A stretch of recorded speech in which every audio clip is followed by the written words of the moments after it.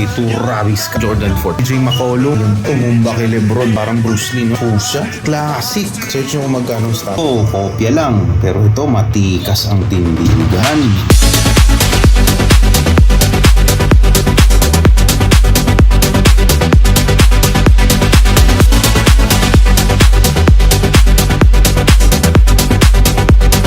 New arrivals po na naman, Sabado, syempre bagong dating. So karamihan na naman po pang basketball, tapos siguro 30% na pamporma. So ito na yan, unang-una, syempre mention na natin si Travis Scott. Maliit lang po yan ha, meron ulit tayong Panda, AF1. Tapos meron tayong dalawang Jordan 4, tapos AF1, yan dalawa AF. Po sa mga pang basketball natin, ito yung pinakamaganda. Ito yung CJ McCollum, parang Panda yung colorway, no? Black and white, brown yung ilalim. Size 10 po siya. And syempre mention din natin tong Aaron Gordon. Syempre alam nyo na, sino ba tumalo sa Lakers ngayon? So ang ganda din ng colorway nito, 361 po siya, Aaron Gordon. Alam nyo na, yung tumumba kay Lebron, di ba? Yung cloud ng leaning. Ito po, size 11 to ha. Size 11 po yan. Bounce, cloud, leaning. Ganda rin ang quality nito. Ito po yung kailangan yung mga abangan dito sa basketball lineup natin. Yan, CJ McCollum, Aaron Gordon, tapos yung unstoppable cloud.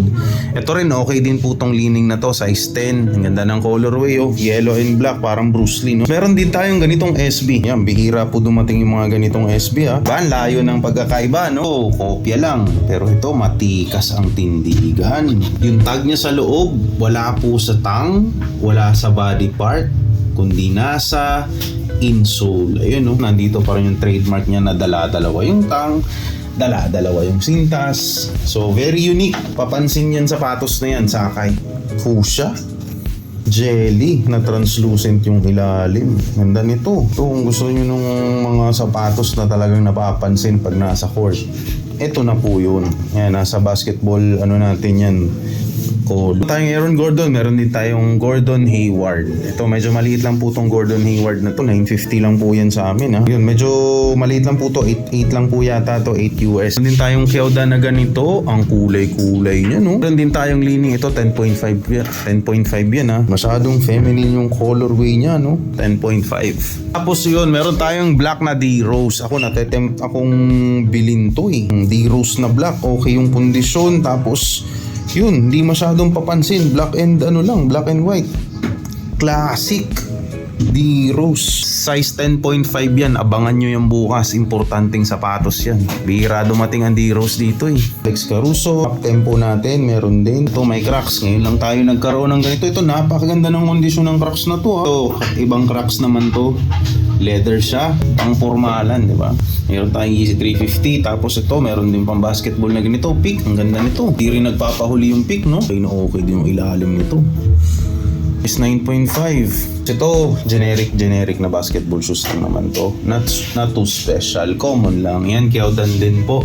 Anta. Tapos meron tayong Stasi. Nag-iisa lang po yan na Stasi. Napakabihira po dumating ng ganitong sapatos sa atin, ha. Yan, search nyo po kung magkano to, ha. Search nyo kung magkano Stasi. Ito yung tag niya para may idea din kayo. Ayan.